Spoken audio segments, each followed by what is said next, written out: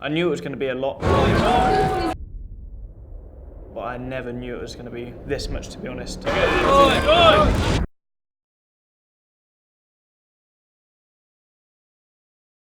So far this season, obviously, it hasn't been ideal for anyone at Williams. You always want to be higher up the grid, and especially after winter testing, it's been very tricky for us, and we've very much been on the back foot. The pace that we have at the minute and the relative car performance, George is managing his expectations, I think, and he's quite mature about what we have available to us and optimising what we've got, really, without getting overly frustrated and still being the professional driver that he is. Our approach has always been the same. When we're successful or when we're not successful, we still like to make sure that we're giving everyone as much time as we can. And George, as a driver, is obviously key to that as well, because we need him to be engaging with the media in the same way that we would if we were winning every race. The level of duties we have to take off circuit is enormous, from all the marketing events, appearances. It's just so crammed, those 3 days. How are you, mate? To be honest, I was dealing with it pretty well, but it's the times when you will say something and it's sort of twisted. It's very frustrating, really. There's a lot of demand on the driver, which is obviously outside of the car. So the engineers are fully across what the driver's doing in the car. Everything outside of that we need to manage, but we also need to be really aware that he has actually got a job to do and he needs to be fully focused on that. I think in whole, the marketing side and the engineering and the driving side is quite well managed. He is the focal point, and people want proportions of his time, and it's down to us really to manage them and to split them up the best way we can.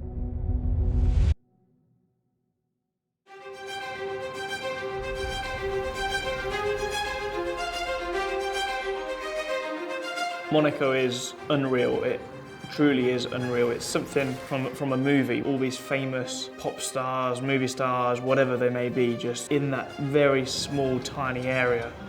It's just ridiculous. Yeah, it's the blue ribbon event that is Monaco, and that aspect's quite nice. But from where we work, we're not seeing it from the outside looking in, so we're on the inside, so it's a bit more the goldfish in the bowl really than the other way around. Managing the schedule in Monaco is certainly a bit harder because there are so many media activities that go on, but it's sometimes a very odd feeling that everybody either wants your time or wants your answers from questions, and constantly having the spotlight on you or the microphone in front of your face.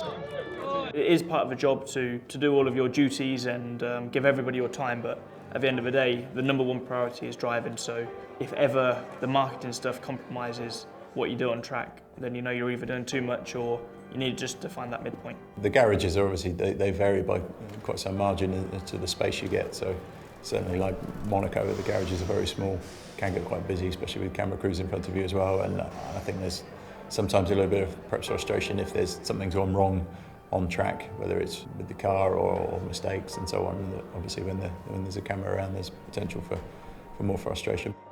To be honest, when the helmet's on, the feeling's very much the same.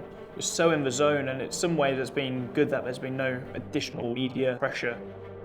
I think handling the media from Monaco is no different to his first race in Australia or his home race in Silverstone. I think he'll deal with the media and the publicity and the requirements in the same way.